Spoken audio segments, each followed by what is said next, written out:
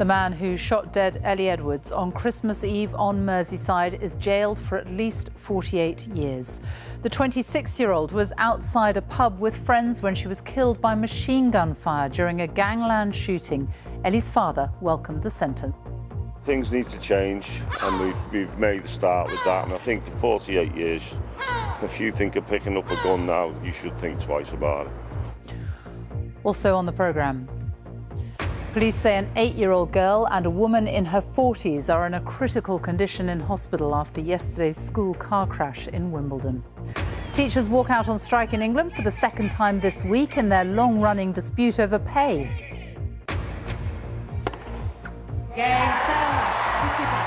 And Andy Murray is out of Wimbledon.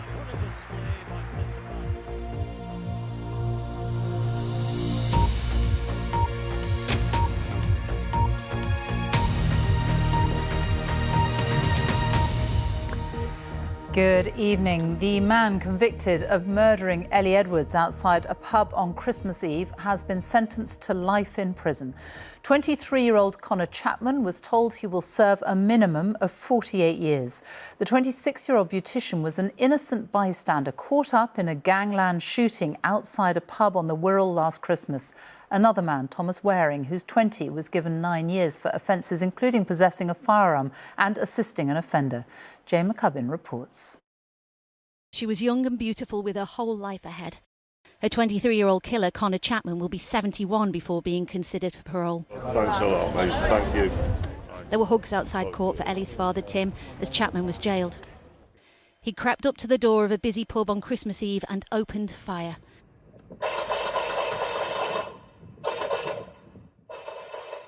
Ellie was hit twice in the head. She was not his intended target.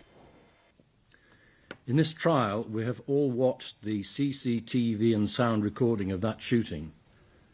It's utterly shocking. You carefully planned a revenge attack in gang rivalry.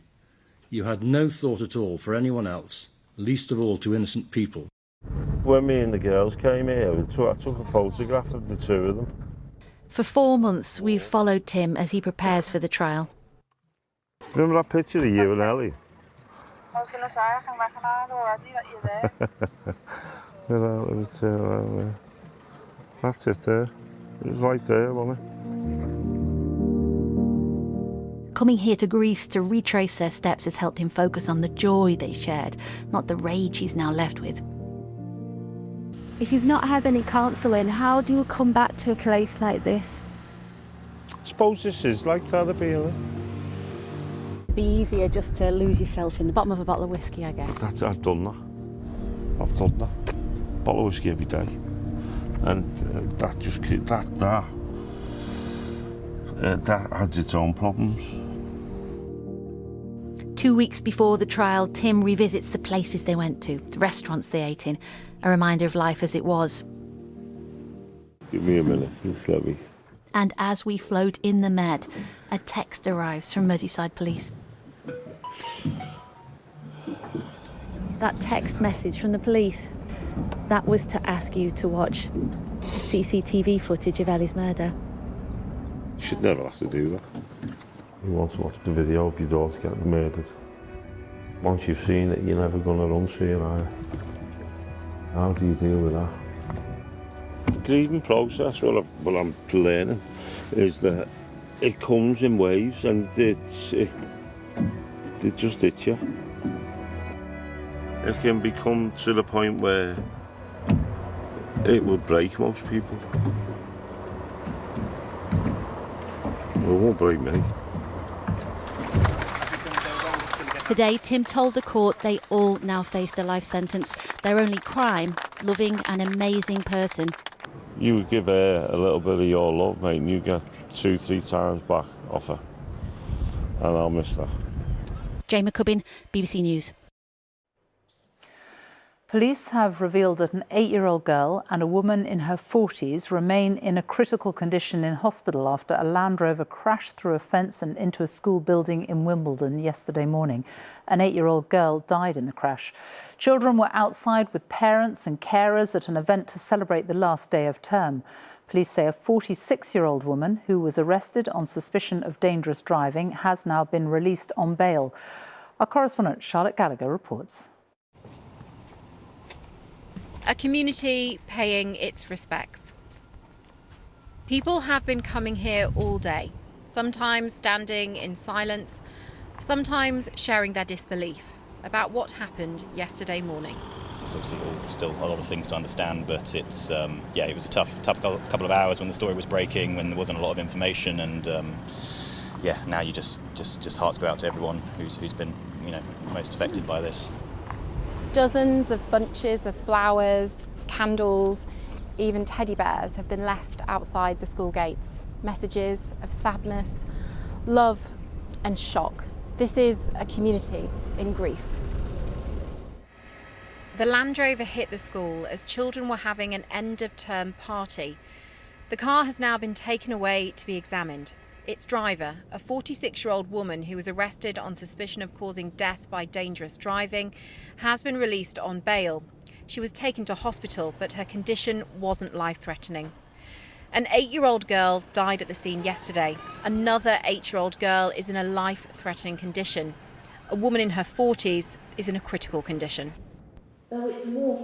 This afternoon, prayers were said for the victims and a local community in shock. It's been absolutely devastating for the community. People's hearts are broken, and, words can't really describe the pain that this has caused. The police investigation may take some time. How families, a school and a community come to terms with what happened at a children's tea party will no doubt take longer. The number of bunches of flowers here is growing every minute, Sophie, and lots of people stopping to read the messages. One says, "To my young study sister, you will never be forgotten." It's a really close-knit community here, and people were saying there was this frantic panic yesterday when they heard what had happened. And now the grief here, you can feel it. It's palpable. Charlotte, thank you. Teachers across England have gone on strike for the second time this week in a long-running dispute over pay. The National Education Union says no teacher wants to be on strike, but ministers have refused to negotiate. Teachers are calling for a pay rise in line with inflation. Members of all 4 education unions are also being balloted about further walkouts later in the year. The government says it has made teachers a fair and reasonable offer and that it is to help many people during the cost of living crisis. Here's our education editor, Bramwyn Jeffries. An up and down week for parents. Today, more children were at this Leeds gym because of the strike, costing their parents £15 each. There are people paid less than teachers, but obviously there's a lot of people striking at the moment and a lot of people feeling like they're not getting a very good deal. I feel for teachers and everybody who is really struggling. They need help, but also there's not endless money, so it's a real conflict. The last picket lines this school year, but there could be bigger strikes this autumn, and a record number of teachers are leaving. Just look at how teachers' pay has fallen behind over a decade against average earnings on the top and the pay of similar graduates. Now, the cost of living and lack of flexibility are making recruitment harder. Teachers don't have the opportunity to work hybrid or work from home like many of their graduate counterparts do, and also teachers work longer hours in a typical working week than those in other professions. The government takes advice from independent experts on teachers' pay. It's been suggested they're advising 6.5%, but ministers won't be drawn on when they'll publish the report or if they'll take the advice. And we've obviously got to be fair to, as possible, to teachers and support staff who work incredibly hard in our schools and colleges across the country. But we also have to be fair to the taxpayer, recognising that we're also spending many billions of pounds trying to help people with their energy bills and reduce the debt and get inflation down and grow the economy. In Huddersfield, these Year 10s were revising for a mock exam. As well as possible strikes, next year they faced their real GCSEs. As it's a big year next year, like, strikes will just take away like a lot of lesson times, a lot of revision time. I feel like teachers need to have a higher pay because I feel like it's better for the school, and in the long run it will help the students as well. Even on a quieter day, the head teacher can't plan ahead. Teachers' pay has to come out of his budget, and that's not settled. We are able to fund the school at its current level of operation should nothing change. Should costs increase, should we have additional costs linked to the pay award, we are really going to struggle. It could be many weeks before schools have any certainty. Bramwyn Jeffries, BBC News, Huddersfield. Junior doctors in Scotland have called off a 3-day strike planned for next week after a new pay offer from the Scottish Government. Their union, the British Medical Association, said the proposed increase of 12.4% this year was an improvement on the previous offer of 14% over 2 years. The BMA has recommended that its members in Scotland accept the deal. The Scottish Government has called for the decriminalisation of all drugs for personal use, saying it would mean that people using drugs would be treated and supported rather than criminalised and excluded. But the government in Westminster would need to approve the move, and Downing Street has already said the Prime Minister has no plans to change it. Here's our Scotland correspondent, James Shaw. Harmful drug use has been a problem in Scotland for decades. Combined with unemployment and substandard housing, it's blighted communities across the country. Deacon Richer has lived around drugs for most of his life. Both his parents were users. I think the decriminalisation of possession in Scotland is a good thing because the war on drugs has failed. If there was any progress made in the past 50 years, we would see a difference. And if any other policy in government had the same statistics, it would be scrapped. Going forward is for the Lord. New approaches to dealing with the harms caused by drugs have been discussed today at an international conference in Edinburgh. This was the forum where the Scottish Government announced its plan on decriminalisation. If we actually want to reduce harms, we need to make sure that people are able to be empowered to make decisions so that they can consume drugs in a safe area. They can actually have drug checking facilities that allows them to know what it is that they're taking. But the Scottish Conservatives see it as a dangerous move. Scotland's record drugs death problem does not need more drugs flooding the streets. We can't open the door to organised crime. We can't run up a white flag of surrender. This is going to cause more drugs and more drugs deaths. The issue for the Scottish Government is that drug law is controlled in London. The Home Office said it had no plans to decriminalise personal possession because of the associated risks, including those posed by criminal gangs. This is one more area where animosity between the Scottish and UK governments means that compromise is highly unlikely. James Shaw, BBC News. Now, with the NHS under intense pressure, hospitals are looking at ways to ease the number of people going into A&E who don't need to be there. One scheme that's been trialled in London has managed to do just that by letting paramedics on the scene of a call-out speak directly to hospital doctors and nurses. It's thought more than 10,000 patients have been treated away from A&E who otherwise would have come in. Now, other hospitals are thinking of doing the same. Our health editor, Hugh Pym, reports. It's OK, darling. We're going to go, Mummy. It's 8 in the morning. We're going to go down to our ambulance, OK, darling? 4-year-old Elizabeth is finding it hard to breathe. Kilo 102. Hello, Elizabeth. I'm just letting you know I've got a car en route. How far? It's about 7 minutes away. OK, forget it. We're going. It's patients like this who need to be seen urgently. Is my seatbelt on? We're going to go to the hospital and we're going to see the nice doctors. Is that OK? Yeah. Stay awake from me, darling. In some local hospitals, they're already way over capacity. Came on, it was full, apartment's full, recess is full. Becky's being briefed by Carolyn in A&E at the Royal London. I think the Holidays now, we're getting down to things people need to eat, people need to be washed, people need to be like looked after. Yeah. The way they would be on a ward, and this is not set up like that. How long is the longest wait?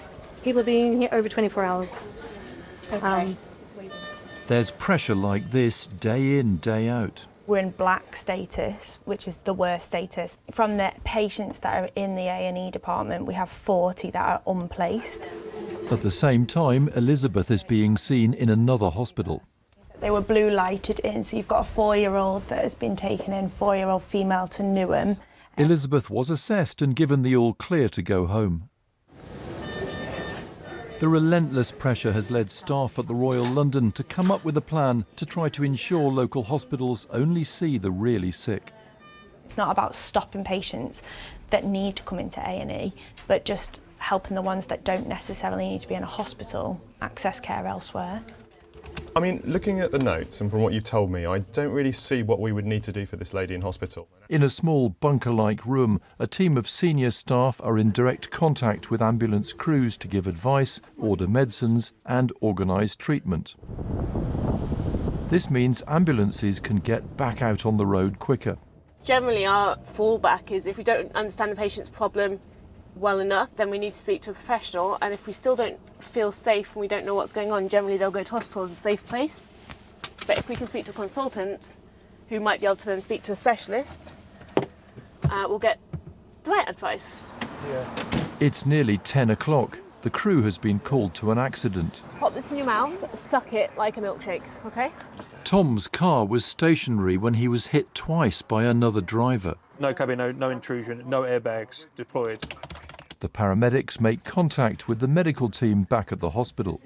The crew are on scene with a chap who's been rear-ended by another car. They can obviously bring him in if you've got any red flags that pop up. Alex hands over to another doctor, Inga, to speak to the patient. Oh, there's your doctor. Together, they can decide what to do. So they've had a good examination of your back, but I think that if we give you some medication for the pain, we can hopefully just keep you at home. Staff are still seeing delays, but the project is now being extended and looked at by other hospital trusts. We're struggling to spend as much time with our patients as we need to and deliver the care they deserve. So something needs to change. That's what we're trying to instigate in our local area to make sure we can have something sustainable for the future. You're going to go up to the ward now. Not home just yet. There's pressure and an ageing population with more health needs. They know things can't carry on as they are now. The Royal London scheme with London Ambulance is at least making a start. Hugh Pym, BBC News. A man who murdered his neighbour and her 2 daughters by setting fire to their flat has been jailed for a minimum of 44 years. Fatimata Haidara died along with her daughters Fatima and Nima, who were 3 and 1, after their home in Clifton in Nottingham was set alight in November. Jamie Barrow was convicted of 3 counts of murder for starting the fire deliberately. A school in Reading, where the head teacher took her own life after it received a poor Ofsted rating, has now been regraded as good. Inspectors revisited Caversham School a few weeks ago. It had formerly been graded inadequate because of concerns about safeguarding, and its former head teacher, Ruth Perry, died while waiting for that judgment to be published. An inquest has heard that the deaths of 4 boys who fell into a frozen lake near Solihull last December were accidental and a devastating tragedy. The boys, who were aged between 4 and 11, went onto the ice after they fed ducks and skimmed stones. Our Midlands correspondent Phil Mackey reports. These were the little boys whose death was described today by the coroner as a devastating tragedy. Brothers Finlay and Samuel Butler, aged 8 and 6, their cousin Thomas Stewart, who was 11, and Jack Johnson, who was 10. Just before Christmas, the lake in their local park had frozen over. Today we learned for the first time that the children had gone to feed the ducks and skim stones when first one and then the others fell in. It sparked a massive rescue effort. Police officers risked their own lives and were praised today outside court. My own local officers tried so desperately to rescue the boys that afternoon, with many wading into sub-zero water up to their necks to form a human chain. They had no specialist equipment, but bravely smashed their way through the ice with their batons and fists in a bid to find the boys. Today, the boys' families came to court to be told that the initial rescue attempt was unsuccessful, and by the time they were pulled out, it was already too late. There was a huge outpouring of grief in the days and weeks after they drowned. Hundreds of people left flowers, toys and messages as tributes. There's still a makeshift shrine 7 months later. Well, the lake looks incredibly benign in these conditions, but back in December it was frozen, there'd been a dusting of snow, and if the boys had gone just a few feet out, then it drops very suddenly and becomes very deep. At Babs Mill Lake, there are permanent reminders of the Christmas tragedy that cost 4 young lives. Phil Mackey, BBC News, Solihull. Now have a look at this. Presented his new project, in which he has already invested more than $3 billion. Martin Lewis, the well-known financial guru, encouraging people to invest in a scheme backed by Elon Musk. But look closely, because that is not Martin Lewis at all. It is fake. It's been created using artificial intelligence. And there have been plenty of warnings about the dangers of AI lately. Too, because my face and name have been the subject of scam adverts. So that is the real Martin Lewis speaking to the BBC this morning. He said he felt sick that AI-powered deepfake technology was being used online to potentially scam vulnerable people out of money. This technology is improving at a rapid speed, and frankly, it is disgraceful, and people are going to lose money. And people's mental health is going to be affected. It has a massive impact on well-being when people are scammed. It's devastating for people's lives, and we still don't have any adequate regulation to deal with it. Martin Lewis warning there about the dangers of AI. Now, it has certainly been a bumper day of sport today. Plenty of Brits on court at Wimbledon and England at Headingley for the 3rd test of the Ashes. Joe Wilson is there with all the very latest. Hello, Joe. Sophie, I am standing here in the evening Yorkshire sunshine, reflecting on a gripping day of Ashes cricket. First of all, in England just about hanging in there. I think most supporters came to Headingley this morning hoping that England would bat all day. Instead, our focus was really just on one man. Guess who? Ben Stokes. Skim the details in cricket summer. It all comes back to Stokes. Joe Root could have made runs for England today. No. Johnny Bairstow could have seized the moment. Didn't. OK, Ben, it has to be you. If England couldn't get close to Australia's first innings total, the match and the series were surely gone.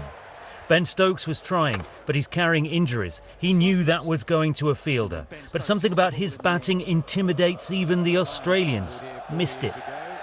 Australia picked a young spin bowler. This was Todd Murphy's Headingley education. Ben Stokes to 50, England past 200, and spectators to their feet. That's what Stokes does. He hit 5 sixes and made 80, and when England were all out, they were just 26 runs behind. The game was still alive. So, England bowling again, and Stuart Broad dismissing David Warner again. Now feel the energy around the whole team. Well, here's another chance to wicketkeeper Johnny Bairstow, which he didn't take, and the deflation was felt by everyone. Until a minute later, Marnus Labuschagne hit the ball to Harry Brook, who caught it. Now even Steve Smith found a fielder, gone for 2, and on his way to the dressing room with Johnny Bairstow, some form of conversation. See you later, we think. Well, watch now as Bairstow held the catch. Usman Khawaja fell and England felt like they were flying. Well, score at the close, Australia 116 for 4. That's a lead at this stage of 142. Remember, we do have 3 scheduled days left to play. Now, I've been trying to think of a sports person who kind of matches the stamina and the stature of Ben Stokes. My mind turns to Andy Murray. He resumed his 2nd round match at Wimbledon today. Hopes for him, hopes too for Cameron Norrie. I fear in the end, disappointment. Let's get all the details from our correspondent at the tennis. That is Andy Swiss. After last night's cliffhanger, time for the finale. Andy Murray emerging 2 sets to 1 up against Stefanos Tsitsipas, and the early signs were encouraging. After yesterday's injury scare, Murray's movement as sharp as ever. The fans were up for it, in the crowd and out on the hill, but so was Tsitsipas, and come a 4th set tiebreak, he took it. And so to a deciding set. Who would seize the moment? Well, it was Tsitsipas. Murray's face said it all as the world number 5 sealed victory. The gutsiest of performances from Murray, but his hopes are over for another year. There was frustration too for Cameron Norrie as he was beaten by 6'7" Chris Eubanks. Delight for the American, but disappointment for the British number 1. So could Liam Brodie give the home fans something to cheer? He was chasing another upset against Denis Shapovalov, and he took the first set. But a 26th seed came roaring back to take the next 2, to leave Brodie once again needing something very special. Well, the latest I can tell you is that we're into the 4th set of that match, and it is currently 5 games all. Liam Brodie battling really hard, but he has an awful lot of work to do.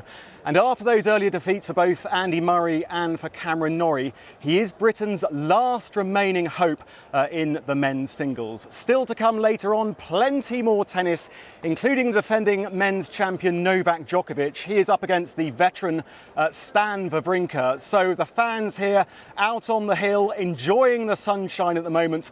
They could be in for another long, long night here at Wimbledon. But for now, it's back to you, Joe. Andy, thank you. Long evening for you as well, I think. No roofs on cricket grounds, of course, and this is a sport which is inextricably linked to climate. And what has linked so many big sporting events recently is climate change protest. Now, there's particular concern in that regard when we look ahead to the British Grand Prix at Silverstone this week, and that's where we will find our correspondent, Natalie Perks. This is the fastest gate to get in. More security measures, a high police presence. Silverstone is taking no chances. It's Britain's biggest sporting weekend, and live facial recognition cameras are being used for the first time here to detect anyone on a watch list. That won't include anyone who's been to a lawful protest, but with numerous sports targeted recently, there's a real fear Silverstone could be next. It's not like a flower show. You're not going to get attacked by a geranium or get some grass stain on your knee. You will be killed if you stand in front of a racing car doing 200 miles an hour. It would be a repeat of last year's race when Just Stop Oil protesters got onto the track after a major crash. Drivers support the cause, just not the method. From my perspective, when I came around the corner and saw human beings on the track, it's terrifying. All I'd ever ask is please have that respect that we don't want to put them at risk and we don't want them to put us at risk. But I'm in full support. Like if there is a protest this weekend, yeah, we need to spark conversation. Well, there's always drama at Silverstone, not least because they're filming a movie featuring Brad Pitt here this weekend. In real life, though, this season so far hasn't been really much of a blockbuster. Unless you're a Red Bull fan. They've won every race so far, with double world champion Max Verstappen's car the envy of the other teams. It's inevitable that, the higher you rise, the sharper the knives, and that's, never truer in this paddock. With Verstappen fastest in practice again, the rest will need something special to stop the Flying Dutchman.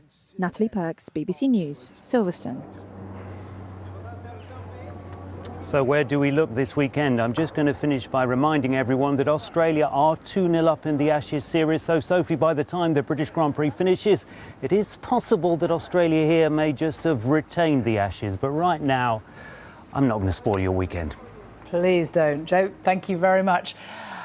Weather in a minute, but before we get to that, more sport of a different kind, now dancing, and a lot of it to set a world record in Australia.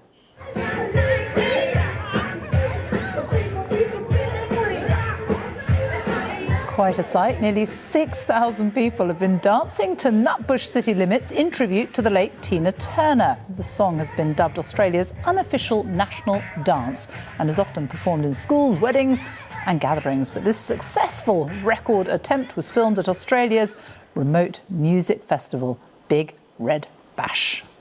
Time now for a look at the weather. Plenty of blue sky around. A lovely day. It's not going to last though, is it? No, probably not. But at least the weather, Sophie, gave us something to smile about at Wimbledon, didn't it? With Murray and Norrie out. A beautiful afternoon here. In fact, the heat increased throughout the day and it was quite widespread across the country. We saw temperatures climbing to 30 degrees as an afternoon high. That's the mid-80s. And even with that early morning torrential rain clearing in Scotland, it improved to 25 Celsius. So a hot day for many, increasingly humid as well. So no surprise to see clear blue sky and sunshine, even brightening up into Scotland and Northern Ireland. Through the night tonight, we keep those clear skies. But with that southerly breeze continuing to drag in the humidity, it's going to be pretty uncomfortable for sleeping in. And an indication of what's to come tomorrow, which may well spoil the story a little for some. But look at these temperatures, around 20 degrees possibly first thing tomorrow morning, 68 Fahrenheit at around dawn. So as we go into the weekend, it is going to be a humid start. There will be some sunny spells, but unfortunately some sharp, thundery downpours. Not for all, they cannot be guaranteed, but if you catch them, you'll really know about it. Some of them heavy and widespread, pushing their way steadily north and east. We could get a couple of inches of rain, large hail, rumbles of thunder mixed in there. That's not great news, is it really, if you've got outdoor plans? And it will be quite warm, so if you do dodge the showers, it's going to be a bit of a tricky one to try and plan tomorrow. We could still see temperatures in East Anglia climbing as high as 29 degrees. So that means that there is the potential for the Wimbledon Championships to see some thundery downpours as we go into the day tomorrow. There's also the risk, I'm not sure if this is good news or bad news really, for the third test at the Ashes at Headingley for some sharp thundery downpours here. Some of those really could be quite torrential. Now as we go into Sunday, again it's a case of sunny spells and scattered showers. Potentially fewer showers around, but we need to keep an eye on these developing across the near continent. Again, some of those could be heavy and thundery. Not quite as hot or as humid on Sunday. A comfortable 17 to 23 degrees. That's your weekend. Fingers crossed you get the weather you want. Sophie. Fingers crossed indeed, Louise. Thank you. And that's it from us. I will be back with all the latest at 10, but from all of us here for now, goodbye.